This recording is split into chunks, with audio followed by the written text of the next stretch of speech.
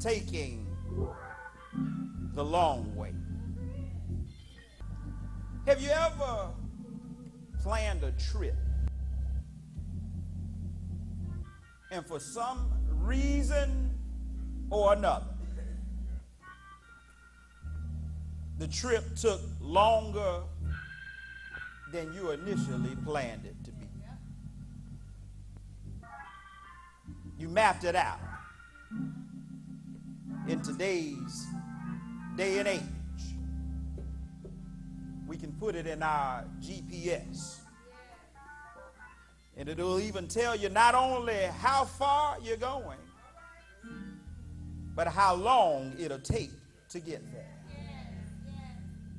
The children of Israel are on the outskirts of Canaan.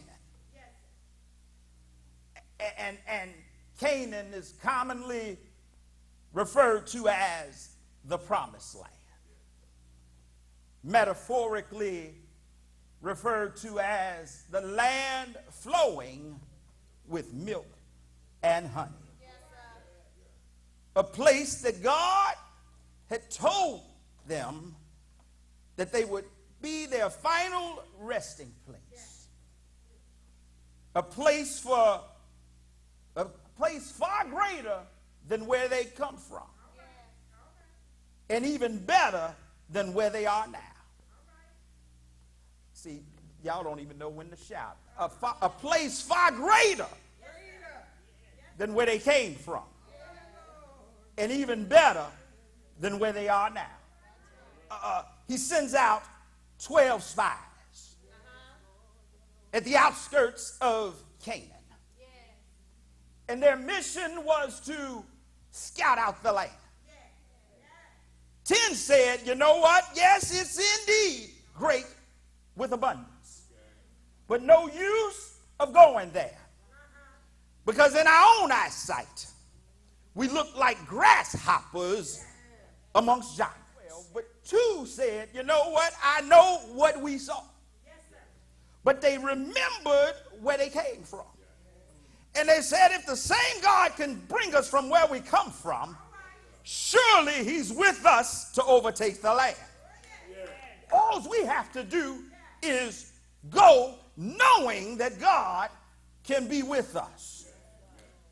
Now, and it lets us know that anytime you're trying to do something for the Lord, that there's going to be haters that's going to outnumber your progress. Haters' job is to hate on you while you're serving the Lord. It's their job to tell you that it's not going to happen. It's their job to tell you ain't no use of putting forth the effort. But, and I want to ask you this morning, are you a hating 10? Or are you a trust in the Lord 2? I'd ask, how, preacher, do I hang in there when it seems like it's taking so long for God to bless me? Well, I want you to know you hang in there just by listening to the word of God. I remember as a little boy, I told you I had a stepfather. And my stepfather had 3 other children that were older than I was. And as young teenagers, we would race from each other's house and see who could get there the quickest. And me being the youngest one, Deacon White, I would oftentimes lose. But one summer I made up my mind that this summer I will beat my older brothers in the race from my house to their house. So time we would even think about racing, I would jump on my bike and take off riding. And in my mind, I figured if I could just get a head start, Sister Funches, I could beat them to their house. But to my surprise, when I got there, they were already there. And I asked my daddy, I don't understand it. I've worked hard all summer long.